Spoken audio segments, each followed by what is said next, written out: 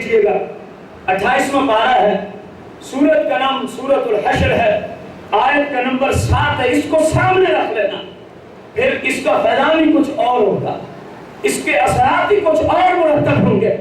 جب قرآن کو سامنے رکھ کے کوئی اپنی صلاح چاہے تو قرآن کے ہی اصول ہیں، اللہ اس کو ہدایت عطا ہی فرما دیتا ہے۔ شرط یہ ہے بندہ اس طرف آئے تو صحیح، بندہ اس طرف آئے تو صحیح۔ ایک بندہ آتا ہی نہیں، میں اس کی سادہ مثال دوں۔ ایک بندے کو بھوک لگی ہوئی ہے، 15 ساڑھے 15 گھنٹے کو اس نے روزہ رکھا، مغرب کی نماز کے بعد گھر گیا، گھر والوں نے سامنے کھانا رکھ دیا، اب کہہ لیں یہ میں نے نہیں کھانا، یہ خود بخود چل کے منہ میں آئے گا، اس کی بھوک مر سکتی ہے؟ بھائی ہر کام کا کوئی طریقہ ہوتا ہے، ہر کام کا کوئی اصول ہوتا ہے۔ اب وہ اس کی طرف ہاتھ بڑھائے گا، اس کو منہ میں ڈالے گا تو بھوک مرے گی۔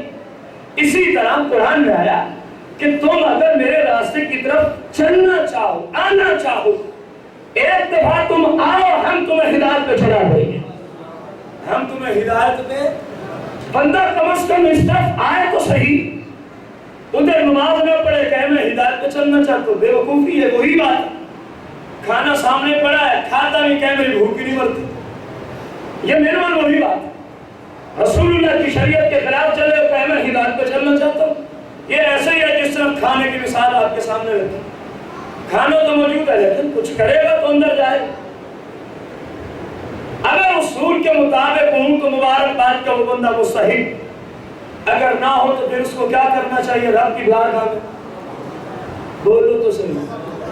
میں قرآن عرض کر رہا ہوں، اس کے بغیر، اس کے سوا کوئی اور ہمارے پاس بڑی کتاب نہیں ہے جو ہم آپ کی صلاح کے لیے آپ کے سامنے لے آئیں، اور آپ کو کہہ بھی ہیں گھر جا کے قرآن کھولیں، 28واں پارہ ہے، سورہ حشر ہے، آیت نمبر 7 ہے، دیکھیں اللہ یہی فرما رہا ہے جو میں پڑھ رہا ہوں، آپ کو وہی یہی یاد ملے گی کہ جو میرا محبوب فرما دے اس کے مطابق تم نے کرنا ہے، جس سے روک دے میرا محبوب اس کام سے تم نے، پھر تو ٹھیک ہے۔ اگر فرمایا یوں نہیں کرو گے وَاتَّقُوا اللَّهَ إِنَّ اللَّهَ شَدِيدُ الْعِقَابِ، پھر یاد رکھو کہ اللہ کا عذاب بڑا سخت ہے، اللہ کا عذاب بڑا۔ چوتھی آیت مبارکہ الْإِصْلَاحُ لِإِخْوَانِ الْمُسْلِمِينَ فی ضوء القرآن، قسط نمبر 1 میں چوتھی قرآن کی آیت، اللہ فرما رہے ہیں وَمَنْ يَعْصِ اللَّهَ وَرَسُولَهُ وَيَتَعَدَّ حُدُودَهُ يُدْخِلْهُ نَارًا خَالِدًا فِيهَا وَلَهُ عَذَابٌ مُهِينٌ۔ چوتھا پارہ ہے، سورہ نساء ہے، آیت نمبر 14۔ پارہ کون سا ہے؟ بولنے نہیں ہے، چوتھا پارہ، سورت کا نام کیا ہے؟ النساء، آیت نمبر کیا ہے؟ 14، آیت نمبر، گھر جا کے دیکھ لینا اللہ کیا فرما رہا ہے۔ وَمَن، اور جو بھی، من مسئولہ ہے، ہماری وہ پہلی توحید والی بات دہراتے بعد میں کہ اسلام سے کوئی مستثنا نہیں ہے، اسلام سے کوئی شخص مستثنا، پیر ہو، پیر کی اولاد ہو، مولانا صاحب ہو، مفتی صاحب ہو، کوئی بھی اسلام سے مستثنا۔ دیکھو رب نے وہی اسلوب رکھا، پہلی آیت میں بھی، اب چوتھی میں بھی وہی ہے، فرمایا وَمَن، من موصولہ ہے، عمومیت کا تقاضا چاہتا ہے، جو انسان بھی، کیا معنی ہے؟ جو انسان بھی، نہ کوئی قومیت کا لحاظ ہے، نہ کوئی امیر غریب کا لحاظ ہے، نہ کوئی عربی عجمی کا لحاظ ہے، نہ کوئی بڑے چھوٹے کا لحاظ ہے، نہ کوئی عہدوں کا لحاظ ہے، نہ کوئی پیر مرید کا، ایک ہی لحاظ ہے، ہو مسلمان۔ کیا ہو؟ جو مسلمان بھی یعصی اللہ ورسولہ، اللہ کی نافرمانی کرے، ورسولہ، اور اللہ کے رسول کی نافرمانی، جو مسلمان بھی اللہ کی نافرمانی کرے اور اللہ کے رسول کی، وَيَتَعَدَّ حُدُودَهُ، اور جو مسلمان بھی اللہ کی بنائی ہوئی حدوں کو کراس کرے۔ رمضان المبارک کے مہینے میں مسلم پہ حد ہے، اگر وہ شریعت کی روشنی میں شرعی معذور نہیں تو وہ رمضان کا روزہ رکھے، یہ حد ہے۔ یہ مسلم میں کیا ہے؟ اب جس نے نہ رکھا اس نے حد سے تجاوز کیا، اس نے حد کو توڑ ڈالا۔ ایک مسلمان جو عقل مند بھی ہو، بالغ بھی ہو، ہوش کی حالت میں بھی ہو، 24 گھنٹوں میں اس پہ کتنی نمازیں فرض ہیں؟ یہ اللہ کی طرف سے حد ہے۔ اب جو 5 نہیں پڑھے گا اس نے حد کو توڑ ڈالا۔ آپ کو سمجھ آ گیا حد کا کیا معنی؟ اب فرمایا وَمَن يَعْصِ اللَّهَ وَرَسُولَهُ، جو مسلم بھی اللہ کی نافرمانی کرے، اللہ کے رسول کی نافرمانی، وَيَتَعَدَّ حُدُودَهُ، اور اللہ کی شریعت کی حدود کو توڑے، شریعت کی بنائی حدود کو توڑے، يُدْخِلْهُ نَارًا خَالِدًا فِيهَا، ایسے مسلم کو اللہ جہنم میں داخل فرمائے۔ حدیث کو ضعیف کہہ کے تو بندہ جان چھڑا لیتے ہیں، اب قرآن کو کیسے ضعیف کہا جائے؟ کیونکہ بے لگام جو پیدا ہو گئے، حدیث کا لغوی معنی نہیں آتا، یہ بات اس کو آتی ہے یہ حدیث ضعیف، شرم و حیا ختم ہو گئی، اللہ رسول کا خوف جاتا ہے۔ اور بھائی چلو اسی سے پوچھتے ہیں اس کو کیا کہے گا تو؟ اگر تو نے اس کو بھی یہی کہا تو فوراً کافر، کیونکہ قرآن کو من گھڑت کہنے والا کافر ہوتا ہے۔ قرآن کو من گھڑت کہنے والا کون ہوتا ہے؟ قرآن کیا کہہ رہا ہے؟ جس مسلمان میں بھی، اب دیکھو جس کے اندر سارے مسلمان آئے گے نا، کسی کو شریعت چھوڑتی تو نہیں، یہ تو نہیں آیا کہ باقی سارے اس طرح ہیں، پیر صاحب مستثنا ہے، یہ تو نہیں ہے کہ وہ نماز نہ بھی پڑھے خیر، قرآن میں ایسا کہیں ملتا، یہ تو نہیں ہے سارے مسلمانوں کے لیے داڑھی شریعت کے مطابق رکھنا ضروری ہے، پیر صاحبوں تو خیر ہے، قرآن میں ایسا اصول ملتا کہیں یہ نہیں ملتا کہ سارے مسلمانوں کے لیے اجنبیات کو صرف پردہ فرض ہے، پیر جب پیر کی نسل ہو تو پردہ اٹھ جائے، یہ حکم کہیں سے ہمیں ملتا؟ قرآن تو ایک ہی اصول دیتا ہے، جو بھی مسلمان ہے اس کے لیے یہ اصول ہے، اس کے لیے یہ، تو جو ان اصولوں کو توڑے وہ خود فاسق و فاجر ہے، تمہارا مرشد کیسے ہو گئے؟ وہ خود جہنم کا مستحق ہے، تمہارا پیر کیسے ہو گئے؟ غور کرو میرے بھائیو، قرآن ہے، قرآن اللہ نے کتنا بہترین اصول رکھا ہے، لیکن اس کے لیے جو سمجھنے اور ہدایت پانے کی غرض سے سیکھے اس کو یہ آیت ہی کافی ہے۔ فرمایا وَمَن يَعْصِ اللَّهَ وَرَسُولَهُ وَيَتَعَدَّ حُدُودَهُ يُدْخِلْهُ نَارًا خَالِدًا فِيهَا، جو بھی اللہ کا حکم نہ مانے، اللہ کے رسول کا حکم جس طرح اللہ نے کہا اس طرح نہ کرنا، اسی کو کہتے ہیں نا اللہ کی نافرمانی۔ بولو تو صحیح، شاید کسی کو سمجھ نہیں آ رہی ہو کہ اس کا تو یہ مطلب ہے کہ بندہ شریعت کا منکر ہو، بھائی یہ مطلب نہیں۔ اللہ نے فرمایا نماز پڑھو، جس نے نہ پڑھی اس نے رب کی نافرمانی کی کہ نہ کی؟ اللہ نے فرمایا والدین کا ادب و احترام، جس نے والدین کی گستاخی کی اس نے اللہ کی کیا کی؟ نافرمانی۔ اللہ نے فرمایا صاحب نصاب پہ زکوٰۃ فرض ہے، جو زکوٰۃ نہ دے اللہ کی نافرمانی کی کہ نہ کی؟ اللہ نے فرمایا مسلمان پہ روزہ فرض ہے، جو روزہ نہ رکھے اس نے اللہ کی نافرمانی کی کہ نہ کی؟ اب آپ کو سمجھ آ رہی ہو، جو بھی اللہ اور اس کے رسول کی نافرمانی کرے اور جو اللہ نے شریعت میں حدیں بنا دی ہیں کہ یہ یوں ہوگا، یہ کام اس طرح ہوگا، اس کی یہ حد ہے، اس کی یہ حد ہے، اور جو ان کو توڑ ڈالے فرمایا یدخلہ نارا خالدا، مدتو اللہ اس کو دوزخ میں داخل کر دے گا، مدتو بڑا ہے، اس مدت کا اندازہ نہیں لگا سکتا، کئی کھربوں سال، کئی کھربوں سال، اور پھر وَلَهُ عَذَابٌ مُهِينٌ، صرف دوزخ میں نہیں ڈالوں گا، فرمایا اس کو ذلت کا عذاب بھی دوں گا، وَلَهُ عَذَابٌ مُهِينٌ، اور اس بندے کو جس نے دنیا میں میری اور میرے رسول کی کیا کی، اس کو کیسا عذاب دوں گا؟ ذلت، وَلَهُ عَذَابٌ مُهِينٌ۔ میں کسی مفسر کا قول آپ کے سامنے نہیں رکھ رہا، ورنہ تو شاید ایک آیت ہی ختم نہ ہوتی آج کے جمعہ میں، صرف قرآن عربی میں پڑھ کے اس کا سادہ سا ترجمہ آپ کے سامنے رکھتے جا رہا ہوں۔ گویا اگر آپ عربی سمجھتے ہوتے تو مجھے اس کی حاجت نہ ہوتی۔ مینوان جو اللہ نے کلام بھیجا وہی آپ کو آپ کی زبان میں ترجمہ کر پیش کر رہا ہوں، کسی مفسر کی آراء نہیں پیش کر رہا۔ کتنی بڑی بات ہے اس چوتھی آیت میں۔ مسلمانوں سوچو، آج کوئی کسی کی وجہ سے مجبور ہے گناہ کرنے، کوئی کسی کی وجہ سے گناہ کرنے پہ مجبور ہے۔ اپنے آپ سے پوچھ تو صحیح، جب محشر کے دن تو کھڑا ہوگا قیامت کے دن اور یہ قرآن کی آیتیں تجھ سے تقاضا کریں گا، اللہ پوچھے گا کیا تیرے پاس ہدایت نہیں آئی تھی؟ یہ ساری باتیں قرآن میں آئی ہوئی، کیا تیرے پاس ہماری شریعت نہ آئی تھی؟ کیا تجھے سمجھانے والے نہیں پیدا کیے تھے ہم نے؟ تو بندہ اس کو کیا جواب دے؟ اپنے آپ سے آج ہی پوچھے بندہ، آج کل جو روتا رہے مرتا رہے کچھ نہیں بنے گا، آج پوچھ لے اور توبہ کر لے، رب کی بارگاہ میں جھک جائے تو سابقہ بھلے جو 20 لاکھ سال کے گناہ ہوں، توبہ کرنا اس مسلم کا کام ہے۔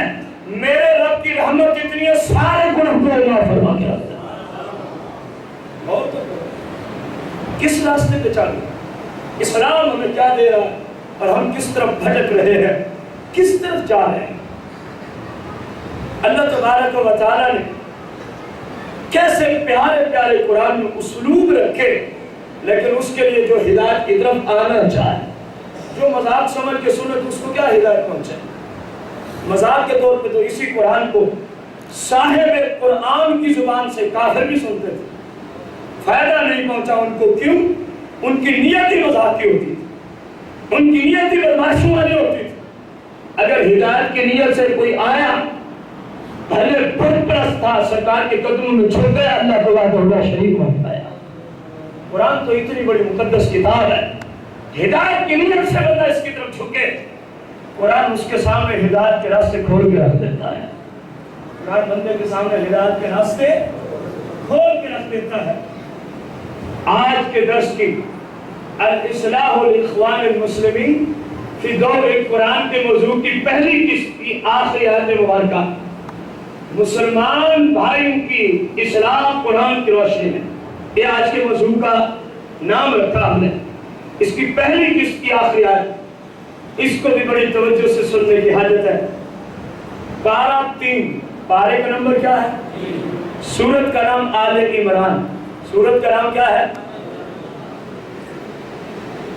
اور آیت کا نمبر ہے 25۔ آیت کا نمبر کیا ہے؟ غور کرنا۔ فَكَيْفَ إِذَا جَمَعْنَاهُمْ لِيَوْمٍ لَا رَيْبَ فِيهِ۔ اللہ فرما رہے وہ کیسا دن ہوگا، وہ کیسی حالت ہوگی؟ اِذَا جَمَعْنَاهُمْ، جب ہم ساری مخلوق کو اکٹھا کریں گے، ساری مخلوق کو اولین سے لے کر آخرین تک۔ فَكَيْفَ إِذَا جَمَعْنَاهُمْ، اے محبوب وہ گھڑیاں کیسی ہوں گی، اے محبوب وہ نظام اور حالت کیسی ہوگی؟ کون سی؟ اِذَا جَمَعْنَاهُمْ، جب ہم اپنی ساری مخلوق کو اکٹھا کریں گے، لِيَوْمٍ لَا رَيْبَ فِيهِ، ایسے دن میں جس کے واقع ہونے میں کوئی شک نہیں ہے۔ قیامت کے دن مراد ہے۔ کون سا دن مراد ہے؟ اور اکٹھا کرنے سے مراد محشر کے دن جو ہم اکٹھے ہوں گے، وہ دن قرآن میں مراد لیا جا رہا ہے۔ اللہ فرما رہے وہ کیسی حالت ہو جب سارے ایک میدان میں کھڑے، جب سارے لوگ ایک ہی، اور ذبح کرنے والی بات نفس امارہ کو تو آگے فرمائی گئی۔ نفس امارہ ایسی باتوں سے ہی ذبح ہو سکتا ہے اگر کوئی بندہ ان پہ عمل کرے۔ اب غور کرنا، آج میں اگر کوئی جرم کروں، لوگوں سے چھپ کے کرتا ہوں، اور یہ ذہن ہوتا ہے کہیں لوگ نہ دیکھ لیں کیونکہ میں ان کا امام ہوں، یہ میرے مجھ سے متنفر ہو جائیں گے، نماز نہیں پڑھیں گے، یہ کریں گے وہ کریں گے، کوئی باپ سے چھپتا ہے، کوئی ماں سے چھپتا ہے، کوئی کسی سے چھپتا ہے۔ اللہ کا قرآن سنو بھائیو، اللہ فرما رہا ہے کیسی ہوگی وہ حالت جب ان سب کو ہم ایک ہی میدان میں، پھر کیا کہیں گے؟ وَوُفِّيَتْ كُلُّ نَفْسٍ، اور ہم پورا عطا کریں گے، پورا پورا کل نفس، ہر ایک شخص کو، ہر ایک کیا عطا کریں گے؟ ما کسبت، اس نے زندگی میں جو بھی کیا ہوگا، ما مسئلہ ہے، جس طرح آتا ہے لہو ما فی السماوات والارض، یہ ما وہی یہاں آیا کہ جو کچھ زمینوں میں ہے آسمانوں میں ہے، ما یہ جو کچھ والا من یہ اللہ کا ہے. اسی طرح یہاں آیا وَوُفِّيَتْ كُلُّ نَفْسٍ، ہر ایک مسلمان کو، ہر ایک جان کو، ہر ایک انسان کو، ہر ایک نفس کو ہم پورا پورا دیں گے. کیا فرمایا؟ ما کسبت، وہ جو کچھ بھی کر کے لایا ہوگا اس کے مطابق پورا پورا دیں گے. اب کیا بچا ہے پیچھے؟ ماں سے چھپ گئے، اللہ سے تو نہیں چھپ گئے. باپ سے چھپ گئے، اللہ سے تو نہیں چھپ سکتے. استاد سے چھپ گئے، اللہ سے تو نہیں چھپ سکتے. امام صاحب مقتدیوں سے چھپ گئے، اللہ سے تو نہیں چھپ سکتے. قرآن کیا کہہ رہا ہے؟ ماں کا سبب. بھائی تیرے ایک ایک سیکنڈ، تیرے ایک ایک لمحے پر پہرا لگا دیا گیا ہے. پہرا کرام کاتبین بیٹھے ہوئے ہیں، تیرے ہر ہر لمحے کو لکھا جا رہا ہے. گناہ کیا ختم ہو گئی نسبت، لیکن جو لکھا گیا وہ باقی ہے، وہ نہیں ختم ہوتا جب تک اصول نہ بنا جائے. توبہ والے غور کرو. اللہ فرمایا ماں کا سبب، اس نے جو بھی اعلیٰ ادنا اچھا برا کیا ہوگا ہم اس کا پورا پورا حساب اس کو دیں گے. اچھا کیا ہوگا تو نیکیاں دیں گے، برا کیا ہوگا تو اس کے برعکس اس کے ساتھ معاملہ ہوگا. اور فرمایا وَهُمْ لَا يُظْلَمُونَ، اس دن کسی کے ساتھ زیادتی نہیں کی جائے گی، کیونکہ اللہ کسی کے ساتھ زیادتی فرماتا ان اللہ لا یظلم الناس ولکن الناس انفسهم یظلمون. ان اللہ لا یظلم الناس شیئا ولکن الناس انفسهم یظلمون. اللہ نے دوسری جگہ فرمایا اللہ کسی کے ساتھ زیادتی نہیں کرتا دھاگے برابر بھی. ہاں ولکن الناس انفسهم یظلمون، یہ انسان ہے کہ اپنی جانوں پہ میری نافرمانی کر کے ظلم کرتے ہیں. ولکن الناس، لیکن یہ لوگ ہیں انفسهم یظلمون، یہ اپنی جانوں پہ ظلم کرتے ہیں اللہ کی نافرمانیاں کر کے. اللہ نے فرمایا وَهُمْ لَا يُظْلَمُونَ، اس دن کسی کے ساتھ زیادتی. اب ہر بندہ سوچے جا کے کہ جو میں نے آج قرآن کو سنا ہے اس میں تبدیلی ناممکن. قرآن میں تبدیلی نہ، جو تبدیلی چاہے اس کا اسلام کفر میں تبدیل ہو جائے. جو کہنا اس آیت کو میں تبدیل کروں اس کا اسلام کفر میں تبدیل ہو جائے. قرآن کبھی تبدیل ہوتا؟ اب جب آپ نے قرآن سے سنا جو کچھ آج سنا، صرف آپ نے آج کے درس میں 5 قرآن کے آیات بینات سنی، وہ بھی ترجمے تک تفسیر کی طرف نہیں گئے. ان 5 آیات بینات کو گھر جا کے اپنے آپ سے علیحدہ بیٹھ کے پوچھنا تو صحیح کہ مجھے قرآن کچھ کہہ رہا ہے میں کچھ کر رہا ہوں. ممکن ہے یہی قرآن کی آیات سوچنے کی برکت سے اللہ ہدایت کے راستے میں چلا دے. ہماری دعا ہے کہ تعالیٰ تمام امت مسلمہ کو صراط مستقیم پہ چلنے کی توفیق عظیم عطا فرمائے. انشاءاللہ الرحمن نماز کے بعد انشاءاللہ اسی موضوع کی مسلمان بھائیوں کی اصلاح قرآن کی روشنی میں قسط نمبر 2 اگلے جمعہ کو المبارک کو انشاءاللہ کریں گے. تقریباً 1:15 بجے خطبہ شروع ہوتا ہے. احباب وقت پہ تشریف لائیں اور زیادہ سے زیادہ قرآن و سنت کو سیکھیں.